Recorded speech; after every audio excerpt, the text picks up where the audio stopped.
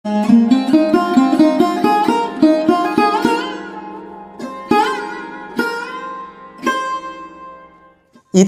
ও ঐতিহ্যের শহর থেকে বসিরহাট এখন প্রাণের শহর। কিন্তু পরিবর্তনটা এত সহজে আসেনি, মাঝে কেটে গেছে অনেকগুলো দিন। পার্শ্ববর্তী ইছামতি দিয়ে বয়ে গেছে অনেক জল। আজকের বসিরহাট সত্যিই প্রাণের শহর। শহরের প্রাকৃতিক সৌন্দর্যের দিকে তাকালে সত্যিই কোথাও যেন প্রাণ খুঁজে পাওয়া যায়। আসুন আজকের এই পর্বে আপনাদের শোনাবো বসিরহাটের সাতকাহন। বসিরহাট পশ্চিমবঙ্গের একটি সীমান্তবর্তী শহর। এর পূর্বে রয়েছে বাংলাদেশের খুলনা বিভাগের সাতক্ষীরা জেলা। বসিরহাট জেলার ঘোজাডাঙ্গা স্থলবন্দর দ্বারা বাংলাদেশের সঙ্গে ভারতের পণ্য আমদানি রপ্তানি হয়ে থাকে। বিশ্বের বৃহত্তম ম্যানগ্রোভ অরণ্য সুন্দরবন এই জেলাতেই অবস্থিত। এই জেলাটির প্রধান নদী হল ইছামতি, যা এই শহরটিকে আরও প্রাণবন্ত করে তুলেছে।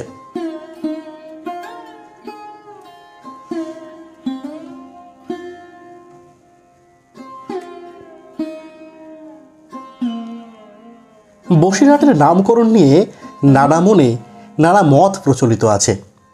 ভারত বাংলাদেশ সীমান্তবর্তী এই প্রাচীন শহরটি একটা সময় ছিল বাণিজ্য কেন্দ্র।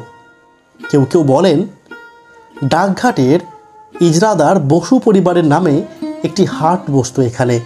সেই সময় সেটি বসুদের হাট নামে পরিচিত ছিল, আর সেখান থেকেই নাকি এই শহরের নাম বসিরহাট।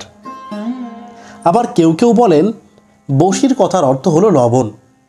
যেহেতু এ শহরে ইছামতি নদীর তীরে লবণ উৎপন্ন হতো, সে কারণেও কেউ আবার মনে করেন এই শহরের নাম এজন্যই বসিরহাট। এখানেই শেষ নয়, অন্যদিকে আরও একটি মত প্রচলিত আছে। বসিরহাট শহরেই একটা সময় বাঁশের হাট বসত খুব বড় করে।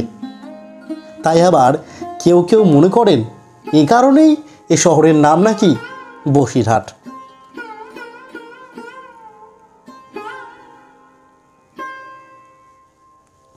আপনাদের জানিয়ে রাখি, ইস্ট ইন্ডিয়া কোম্পানি ইছামতি নদীর তীরে বর্তমানে সোলাদোনার বাগুন্ডি গ্রামে লবণ ব্যবসার কেন্দ্র তৈরি করেছিল। সে কারণেই এখানেই গড়ে উঠেছিল সল্ট সুপারিনটেনডেন্ট অফিস। 1822 সালে সেখানকার নিমকি দেওয়ান হয়েছিলেন বিশ্বকবি রবীন্দ্রনাথ ঠাকুরের পিতামহ প্রিন্স দ্বারকানাথ ঠাকুর।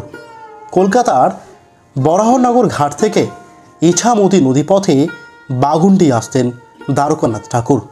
উঠতেন টাকির জমিদার মুন্সি কালীনাথ চৌধুরীর বাড়িতে। বসিরহাট শহরে নীল চাষও হতো রমরমিয়ে। বর্তমানে বসিরহাট পুরাতন বাজার এলাকায় ছিল তখনকার সময়ে এই ব্যবসার মূল ঘাঁটি।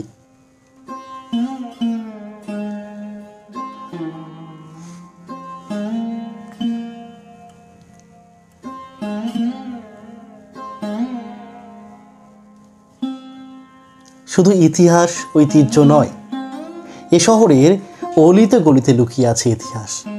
প্রাকৃতিক সৌন্দর্য কিংবা জীবনযাত্রায় এসেছে বিপুল পরিবর্তন। সময় যত বদলেছে, অর্থনৈতিক পরিকাঠামো বদল ঘটেছে শহরে, যার পরিবর্তিত রূপ আমার আপনার প্রাণের শহর বসিরহাট। কিন্তু এখানেই শেষ নয়, বসিরহাটের প্রাণের কথা বলবো আমরা। আমাদের প্রতিবেদনে থাকবে বসিরহাটের প্রাণের সুর। চোখ রাখুন আগামী পর্বে।